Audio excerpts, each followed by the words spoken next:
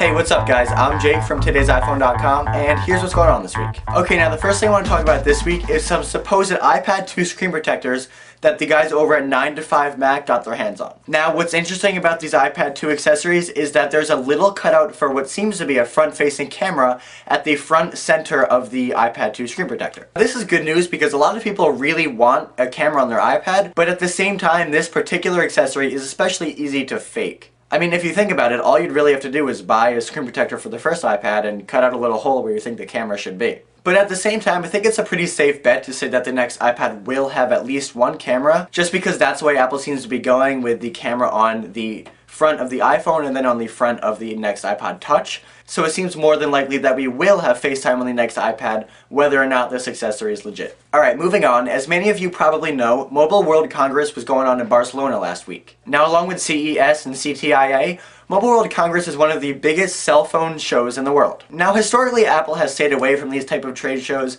except of course Macworld, which is an Apple thing, and even they don't go to that anymore. But it seems like even when Apple doesn't show up, they're still the topic of conversation. And this year's MWC was no exception. The iPhone 4 was named Best Mobile Device, beating out a ton of other awesome phones. Now, the guys over at Mobile World Congress said, "Great screen, sharp design, fantastic materials, and phenomenal ecosystem for app developers.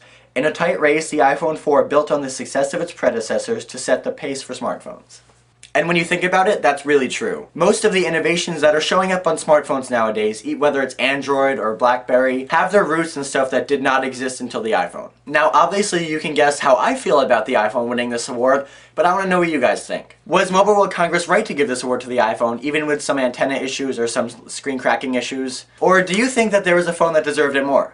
Let me know in the comment section down below. Alright, next, Daniel has an awesome tip this week about how to block your call ID as well as set up call forwarding. Now, these are two really cool and really useful things that you can do, and it may seem simple, but a lot of people probably don't know how to do this. So if this sounds interesting to you, or if you have any questions, definitely check out Daniel's video over at today'siphone.com. Alright, moving on. In application news, I'm really excited to tell you guys about this awesome thing Warner Brothers is starting to do. They are releasing some top movies as iOS applications. Now, how this works is you download the application for free, and when you download it, it's in preview mode. From there, you can watch 5 minutes of the movie and around 12 special features. Now, if you want access to the full movie and every special features available, it's going to be an in-app purchase of around $10 to $12. Now, within the application, you have the option to watch the movie streaming over the internet or download it to your device and watch it offline. This is compatible with all iOS devices running 3.1 or higher. Now, this is really cool because most of the time when you download a movie in iTunes, you don't get any of those cool special features that you get on the DVDs, but now you get them right on your phone.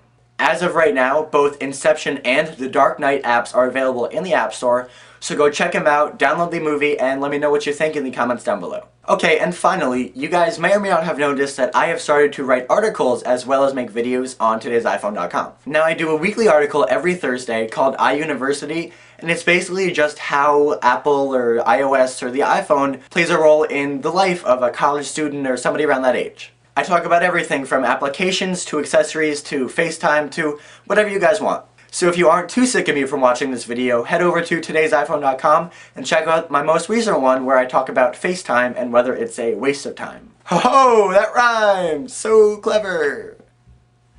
Alright, well that's it for this week, guys. Thank you very much for watching, and feel free to follow me on Twitter at TIPJake if you have any comments, questions, or any suggestions for iUniversity. And as always, don't forget to check out today'siphone.com for more news, views, and reviews. Peace!